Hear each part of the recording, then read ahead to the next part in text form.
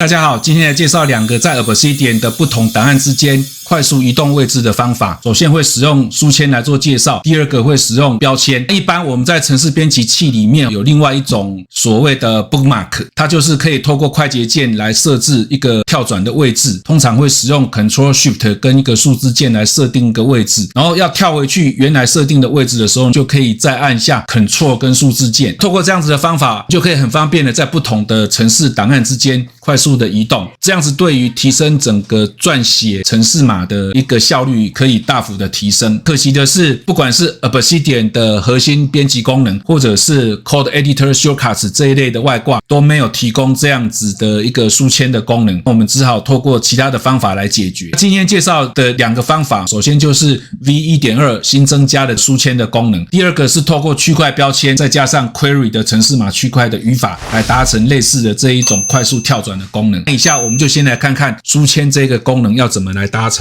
第一个跳转的方法是使用区块书签的做法来达成的，比如说像在左边这边就是书签的窗格，我在这边就设定了很多个区块的书签，只要点击了任何一个书签以后，它就会立刻跳到原来设定的那区块的位置。它的基本的概念就是透过区块书签来达成，在任何一个需要插入区块书签的位置上面，只要点击命令，我们先找一个新的位置，在这个地方我要插入一个书签的话，就是使用 Ctrl P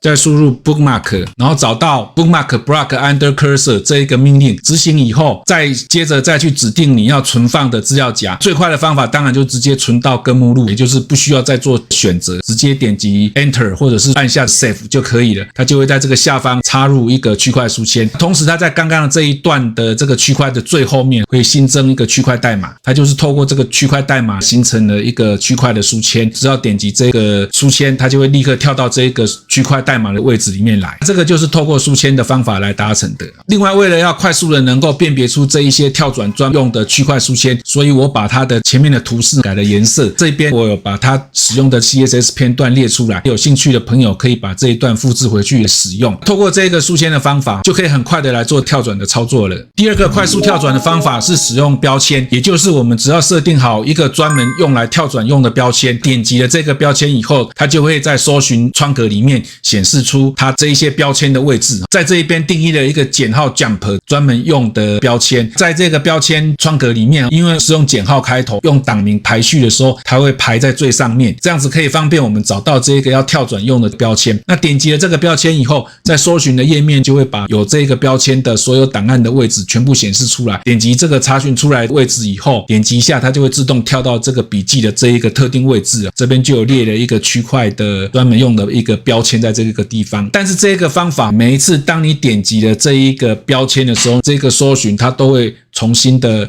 来做一次查询，这个效率会比较差一点。所以我们有一个方法，就是可以在一个新的笔记里面写入 query 的语法。我先把这一个笔记给拖到编辑区里面来看一下 query 要怎么写。其实这个 query 的写法是 Obsidian 标准的一个写法，就是3个倒引号后面加上 query， 表示我要做一个 Obsidian 的查询，里面写入要查询的条件。我要查询的条件呢，就是要去搜寻减号 jump 标签。有了这个内容呢，它就会去做这个查询。查询到以后呢，我们就可以点击这个位置来做跳动了。